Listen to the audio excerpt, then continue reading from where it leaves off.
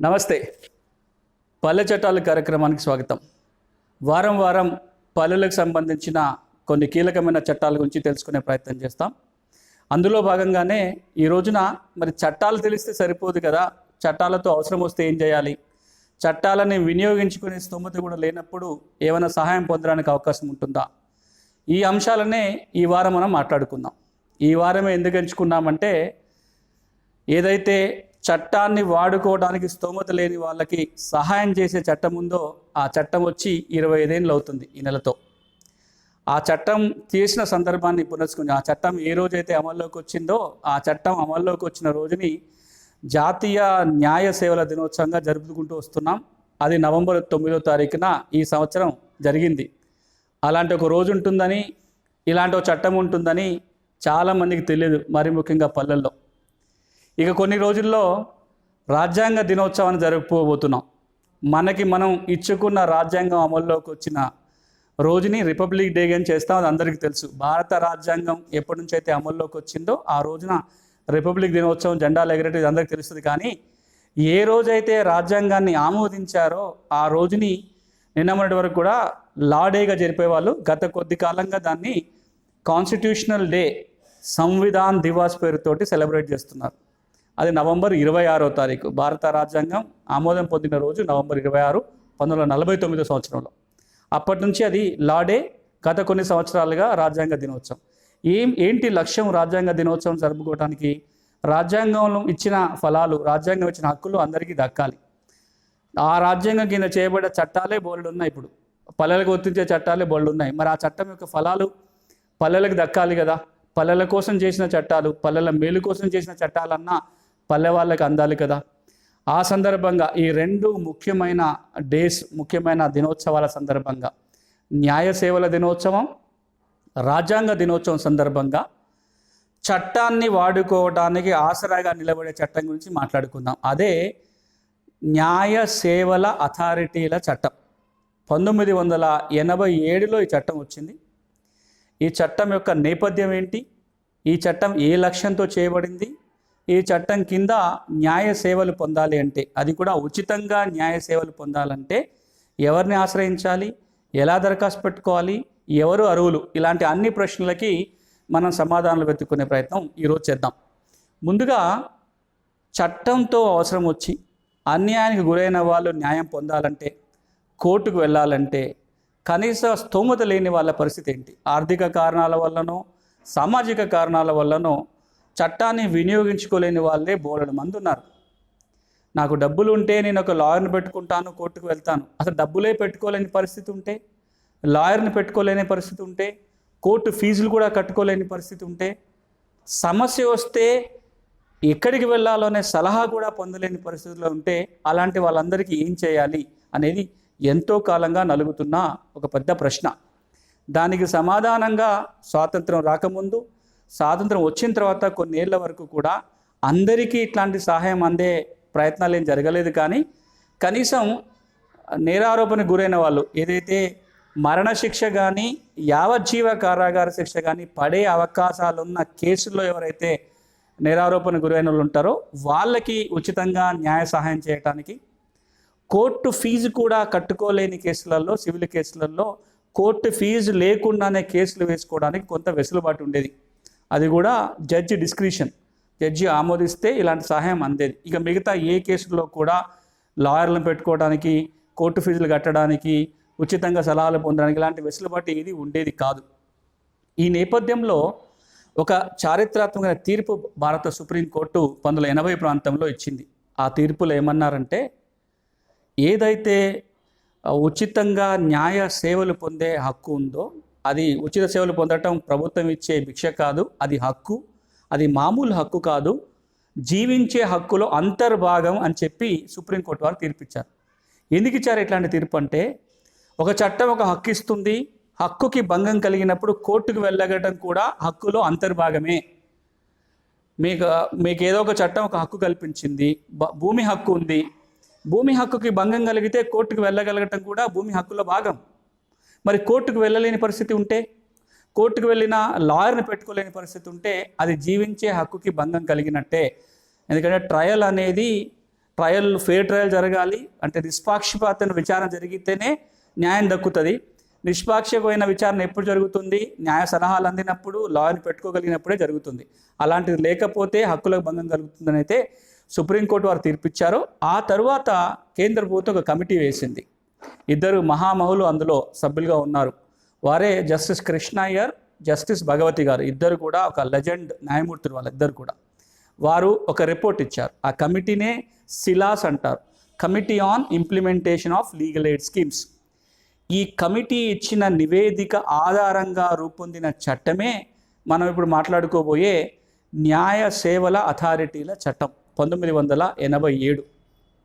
ఈ చట్టాన్ని 3 లక్ష్యాలతోటి ఈ చట్టం చేయటం జరిగింది. అందులో ప్రధానమైన లక్ష్యం మొదటిది, చట్టాలు అందరికీ అర్థమయ్యేట్టుగా చెప్పాలి, చట్టం అందరికీ తెలిసి ఉండాలి, చట్టాలపైన అవగాహన పెంపొందించాలి.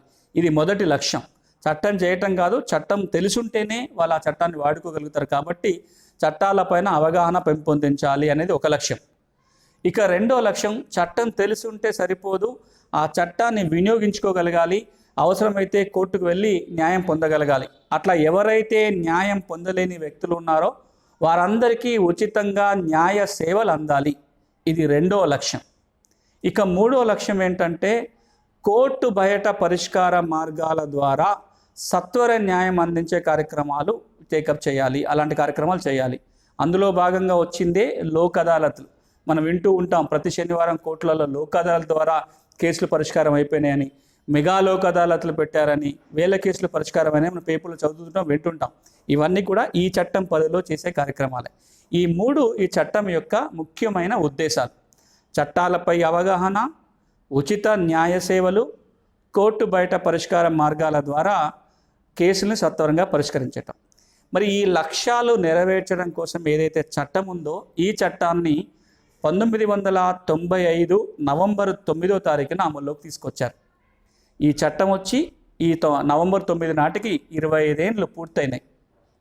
ఈ చట్టం అమల్లోకి వచ్చిన రోజుని ప్రతి సంవత్సరం కూడా జాతీయ న్యాయ సేవల దినోత్సవంగా జరుపుకుంటూ వస్తున్నారు. అలాంటి జాతీయ న్యాయ సేవల దినోత్సవం మొన్న నవంబర్ 9 జరిగింది. మరి ఈ చట్టం యొక్క లక్ష్యాలు నెరవేరడం కోసం కొన్ని రకాల వ్యవస్థలను ఏర్పాటు చేయడం జరిగింది ఈ చట్టంలో. ముందు ఆ వ్యవస్థలు ఏంటో చూద్దాం. ఆ తర్వాత ఆ వ్యవస్థను ఏ విధంగా ఆశ్రయించాలి, ఎవరికి అర్హత ఉంది, ఎలాంటి సేవలు అందిస్తారో కూడా మనం తెలుసుకునే ప్రయత్నం చేద్దాం. ఈ చట్టం కింద 6 రకాల అథారిటీలని ఏర్పాటు చేయడం జరిగింది. ముందుగా అన్నిటికంటే కింద స్థాయిలో తాలూకా లేదా మండల న్యాయ సేవల అథారిటీ, న్యాయ సేవా సాధికార సంస్థ అంటారు. మండల న్యాయ సేవా సాధికార సంస్థ లేదా మండల్ లీగల్ సర్వీసెస్ అథారిటీని ఏర్పాటు చేశారు. ఎక్కడెక్కడైతే కోర్టులు ఉన్నాయో కింద స్థాయిలో కోర్టులు ఉన్న ప్రతి చోట కూడా మండల లేదా తాలూకా న్యాయ సేవల అథారిటీ ఏర్పాటైంది. అక్కడ ఎవరైతే సీనియర్ న్యాయమూర్తి ఉంటారో వారే దానికి బాధ్యులుగా వ్యవహరిస్తారు. అక్కడ కొంతమంది లాయర్లని, సివిల్ సొసైటీలో ఉన్న వాళ్ళని, కొంతమంది ప్రభుత్వ అధికారులు మెంబర్లుగా ఉంటారు. ఇది తాలూకా స్థాయిలో ఉన్న న్యాయ సేవల సంస్థ. ఇక ఆ తర్వాత ఉన్నది జిల్లా లెవెల్లో district legal service authority, DLSA లేదా జిల్లా న్యాయ సేవా సాధికార సంస్థ అంటారు దీన్ని. ప్రతి జిల్లా కోర్టు క్యాంపస్లో న్యాయ సేవా సదన్ అని ఒక బిల్డింగ్ ఉంటుంది. ఆ న్యాయ సేవా సదన్ నుంచే ఈ district legal service authority operate చేస్తారు. దీనికి చైర్మన్గా జిల్లా ప్రధాన న్యాయమూర్తి, జిల్లా న్యాయమూర్తి ఉంటారు. ఇక ఆ వ్యవహారాలను చూడటం కోసం ఒక ఫుల్ టైమ్గా సబ్ జడ్జి కార్డులో ఉన్న ఒక వ్యక్తిని సెక్రటరీగా నియమించారు. ఇందులోనే కొంతమంది ప్రభుత్వ అధికారులు, కొంతమంది లాయర్లు, కొంతమంది యాక్టివిస్టులు, సివిల్ సొసైటీకి చెందిన వాళ్ళు, వీళ్ళందరూ సభ్యులుగా ఉంటారు. వీరితో ఉన్నదే జిల్లా న్యాయ సేవా సాధికార సంస్థ, డిఎల్ఎస్ఏ. ఇక రాష్ట్ర స్థాయిలో స్టేట్ లీగల్ సర్వీసెస్ అథారిటీ అని ఉంటుంది.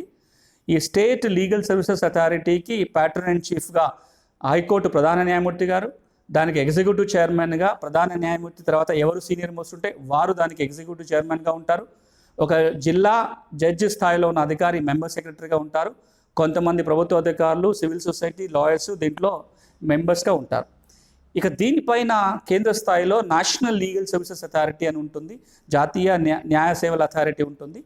దానికి చీఫ్గా, ప్యాట్రన్ అండ్ చీఫ్గా సుప్రీంకోర్టు ప్రధాన న్యాయమూర్తి, ఎగ్జిక్యూటివ్ చైర్మన్గా సుప్రీంకోర్టులో నెంబర్ 2 ఉన్న వ్యక్తి ఎవరైతే ఉంటే వారు దానికి ఎగ్జిక్యూటివ్ చైర్మన్గా ఉంటారు. ఒక జిల్లా జడ్జి స్థాయి ఉన్న అధికారి మెంబర్ సెక్రటరీగా ఉంటారు. ఇతర సభ్యులు ఇందులో ఉంటారు. ఈ 4 అంచెల లీగల్ సర్వీసెస్ అథారిటీకి అదనంగా హైకోర్టులో ఒక లీగల్ ఎయిడ్ కమిటీ, సుప్రీంకోర్టులో ఒక లీగల్ ఎయిడ్ కమిటీ ఉంటుంది. హైకోర్టు కేసులకు సంబంధించి, అక్కడ సుప్రీంకోర్టు కేసులకు సంబంధించి ఈ 6 వ్యవస్థలు ఏవైతే ఉన్నాయో వీరు ఇప్పుడు మనం పేర్కొన్న 3 లక్ష్యాల నెరవేర్చడం కోసం పనిచేస్తారు. అందులో కీలకమైనది ఉచిత న్యాయ సేవలు అందించటం. ఉచిత న్యాయ సేవలు అంటే ఏంటి, ఎవరికి ఇస్తారు, ఎలా పొందాలి? ఉచిత న్యాయ సేవలు అంటే ఉచితంగా సలహా ఇవ్వటం, అవసరమైతే లాయర్ని ఉచితంగా నియామకం చేయటం, కోర్టు ఫీజులు చెల్లించటం, కాగితాలకు కావాల్సిన ఖర్చులు ఇవ్వటం, దారి ఖర్చులు ఇవ్వటం. ఇవి కాకుండా ఆ కేసు గెలవడానికి ఎలాంటి సేవలు అవసరమైతే వాటన్నిటిని కలిపి ఉచిత న్యాయ సేవలు అంటారు. ఈ ఉచిత న్యాయ సేవలని వీళ్ళ ద్వారా పొందడానికి అవకాశం ఉంది. ఎవరికి ఇస్తారు? ఎస్సీ ఎస్టీలు ఈ ఉచిత న్యాయ సేవలు పొందడానికి అర్హత ఉంది. వాళ్ళ ఆదాయాన్ని పక్కన పెట్టి ఎస్సీ ఎస్టీకి చెందిన వాళ్ళు న్యాయ సేవలు పొందొచ్చు ఉచితంగా. 2, మహిళలు పిల్లలు వీరు ఉచితంగా న్యాయ సేవలు పొందొచ్చు. 3, మానసిక శారీరక వికలాంగులు, physically challenged and mentally challenged persons ఎవరైతే ఉంటారో వాళ్ళు పొందొచ్చు. ఇండస్ట్రియల్ వర్క్మెన్ అంటే కార్మికులు ఎవరైతే ఉంటారో, పారిశ్రామిక కార్మికులు, వీళ్ళు ఉచితంగా పొందొచ్చు. ఇక వీళ్ళతో పాటుగా సంవత్సర ఆదాయం ప్రభుత్వం నిర్దేశించిన దానికంటే తక్కువ ఉన్న వాళ్ళు, పేద కుటుంబాల వాళ్ళు కూడా, కులాన్ని ఏ కులానికి చెందిన వాళ్ళైనా సరే ఆర్థికంగా వెనుకబడి ఉంటే వాళ్ళు కూడా ఉచిత న్యాయ సేవలు పొందొచ్చు. ప్రస్తుతం ఉన్న నియమాల ప్రకారం సంవత్సర ఆదాయం ₹1,00,000 కంటే తక్కువ ఉన్న వాళ్ళు న్యాయ సేవలు పొందడానికి అవకాశం ఉంటుంది. వీరు ఈ చట్టం కింద ఉచిత న్యాయ సేవలు పొందడానికి అర్హత ఉన్నవాళ్ళు. మరి ఎలాంటి సందర్భాల్లో ఈ న్యాయ సేవలు పొందొచ్చు? 2 సందర్భాలు. ఇప్పటికే కోర్టులో కేసు ఉన్న వాళ్ళు, వాళ్ళ మీద ఎవరైనా కేసు వేస్తానో లేదా వీళ్ళు వేసిన కేసు ఏదైనా పెండింగ్లో ఉన్న వాళ్ళు న్యాయ సేవలు పొందొచ్చు. లేదా సమస్య ఉంది, ఇంకా కోర్టుకు వెళ్ళలేదు, కోర్టుకు వెళ్ళాల్సిన వాళ్ళు కూడా ఉచిత న్యాయ సేవలు పొందొచ్చు. ఏ కోర్టులో? Civil court. అంటే సివిల్ కోర్టు క్రిమినల్ కోర్టులో ఉంటేనే ఇస్తారా? కాదు. ఏ కోర్టు అయినా, అది సివిల్ కోర్టు కావచ్చు, క్రిమినల్ కోర్టు కావచ్చు, రెవెన్యూ కోర్టు కావచ్చు, ఏజెన్సీ కోర్టు కావచ్చు, ట్రిబ్యునల్ కావచ్చు, మరేదైనా కావచ్చు. ఒక వ్యక్తి యొక్క హక్కుల మీద నిర్ణయాలు జరిగే ఏ ఫోరంలోనైనా ఉచిత న్యాయ సేవలు పొందడానికి అవకాశం ఉంది. అప్పటికే కేసు ఉన్నా, కేసు వేయాల్సిన వాళ్ళు కూడా ఈ న్యాయ సేవలు పొందొచ్చు. ఎలా పొందాలి? 2 మార్గాలు ఉన్నాయి. ఒక మార్గం ఏంటంటే, ఇప్పుడు నేను పేర్కొన్న ఈ 6 న్యాయ సేవల అథారిటీలు లేదా కమిటీలు ఉన్నాయో వారి కార్యాలయానికి వెళ్ళి దరఖాస్తు పెట్టుకొని ఉచిత న్యాయ సేవలు పొందొచ్చు. అదొక మార్గం. ఇక 2వ మార్గం ఏంటంటే, legal services authority, national legal service authority వారి యొక్క వెబ్సైట్ ఉంది. ఆ వెబ్సైట్లోనే ఉచిత న్యాయ సేవలు పొందడానికి దరఖాస్తు పెట్టుకునే వెసులుబాటు ఉంది. మీ దగ్గర కనుక ఒక స్మార్ట్ ఫోనో ఒక కంప్యూటర్ ఉంటే మీరే దరఖాస్తు ఇంట్లో కూర్చొని పెట్టుకోవచ్చు. లేదా ఏ ఈ సేవా కేంద్రానికో మీ సేవా కేంద్రానికో వెళ్తే వాళ్ళ ద్వారా కూడా ఈ దరఖాస్తు పెట్టుకోవడానికి అవకాశం ఉంటుంది. అందులో మీ వివరాలు అడుగుతారు, మీ సమస్య వివరాలు అడుగుతారు, అప్పటికే కేసు ఉంటే కేసు వివరాలు అడుగుతారు. ఆ వివరాలు కనుక ఇస్తే ఆ సంబంధిత లీగల్ సర్వీస్ అథారిటీకి ఆ దరఖాస్తు పంపబడుతుంది. వారి ద్వారా ఉచితంగా న్యాయ సేవలు పొందొచ్చు. ఇది న్యాయ సేవలు పొందే మార్గం. ఈ విధంగా ఉచిత న్యాయ సేవలు ఇవ్వడంతో పాటుగా లీగల్ సర్వీస్ అథారిటీ వాళ్ళు చట్టాల మీద అవగాహన పెంపొందించే కార్యక్రమాలు కూడా చేపడుతుంటారు. సాధారణంగా శనివారాల పూట గ్రామాలకు వెళ్ళి అవగాహన సదస్సులు పెట్టడం, కాలేజీలకి, స్కూళ్ళకి, కార్యాలయాలకు వెళ్తూ కూడా చాలా సందర్భాలలో న్యాయ అవగాహన సదస్సులను పెడుతుంటారు. వాటి ఉద్దేశం ఏంటంటే చట్టాన్ని ప్రజలకు తెలియచెప్పటం. ఇక 3వది, మీరు ప్రతి శనివారం పూట లోక్ అదాలత్ నిర్వహణ జరుగుతుంటుంది. కోర్టు పరిధిలోనే లోక్ అదాలత్ నిర్వహించి చాలా కేసుల్ని కోర్టు బయట పరిష్కార మార్గాల ద్వారా పరిష్కారం చేస్తూ వస్తారు. ఇప్పుడు మనం ఏదైతే పళ్ళ చట్టాలు మాట్లాడుకుంటున్నామో ఈ పళ్ళ చట్టాలకు సంబంధించి కావచ్చు, ఇతరత్ర ఏ చట్టాలకు సంబంధించి అయినా సరే మీరు ఉచితంగా సలహాలు పొందాలన్నా, ఉచితంగా సహాయం పొందాలన్నా, అది లాయర్ కావచ్చు, కోర్టు ఫీజులు కావచ్చు, కోర్టు ఖర్చులు కావచ్చు, దారి ఖర్చులు కావచ్చు, కాగితాల ఖర్చులు కావచ్చు, ఇప్పుడు నేను పేర్కొన్న వాళ్ళు ఎవరైనా సరే ఈ లీగల్ సర్వీస్ అథారిటీ వాళ్ళని ఆశ్రయించి ఉచితంగా న్యాయ సేవలు పొందడానికి అవకాశం ఉంది. ఈ న్యాయ సేవ అథారిటీల చట్టంలో ఏదైతే ఉచిత న్యాయ సేవలు పొందే అవకాశం ఉందో, ఈ చట్టం రాకంటే ముందు ఇది కేవలం చారిటీ, అంటే ప్రభుత్వ ఒక స్కీము, ప్రభుత్వ స్కీమ్లో మీకు అర్హత ఇస్తారు, లేకపోతే లేదు. కానీ 87 నుంచి ఈ ఉచిత న్యాయ సేవలు పొందటం అనేది ఇది ఒక హక్కు. ఇది చట్టం ఇచ్చిన హక్కు మాత్రమే కాదు, భారత రాజ్యాంగం ఇచ్చిన హక్కు.